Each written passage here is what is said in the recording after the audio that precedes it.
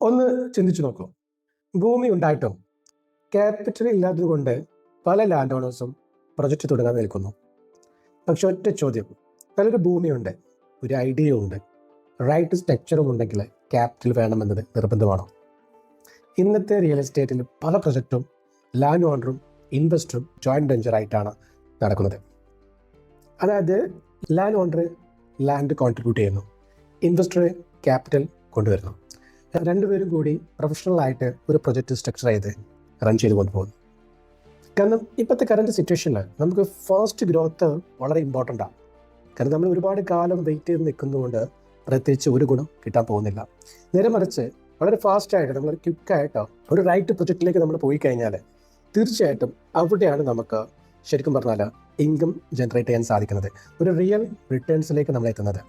Land വെറുതെ ഇങ്ങനെ ഒഴിഞ്ഞു നിൽക്കുന്നതുകൊണ്ട് പ്രത്യേകിച്ച് ഒരു ഗുണം ആർക്കും കിട്ടാൻ പോകുന്നില്ല. ഒരു സീറോ ക്യാഷ് ഫ്ലോ ആണ് നടക്കുന്നത്. എന്നാൽ അതിനകത്തൊരു പ്രൊജക്റ്റ് കൊണ്ടുവന്നു കഴിഞ്ഞാൽ അതായത് നമുക്ക് വളരെ ഫാസ്റ്റായിട്ട് റിട്ടേൺസ് നമുക്ക് കിട്ടും. നല്ലൊരു പ്രൊജക്റ്റ് അതിനകത്ത് കയറും.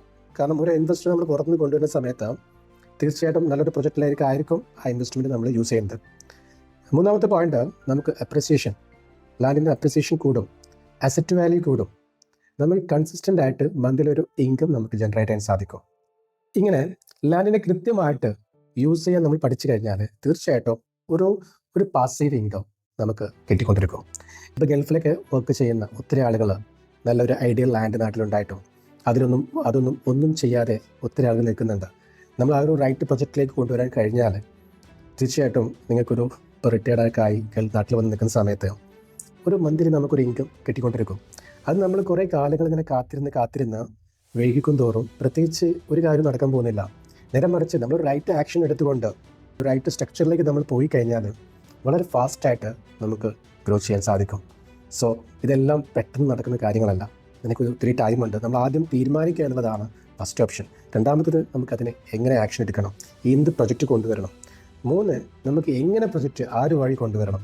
ഇങ്ങനെ നമ്മൾ തിങ്ക് ചെയ്ത് കൃത്യമായിട്ടുള്ളൊരു പ്ലാനിങ്ങോട് കൂടിയിട്ട് വർക്ക് ചെയ്യുകയാണെന്നുണ്ടെങ്കിൽ മന്ത്ലി നല്ലൊരു ഇൻകം നമുക്ക് ഉണ്ടാക്കിയെടുക്കാൻ സാധിക്കും.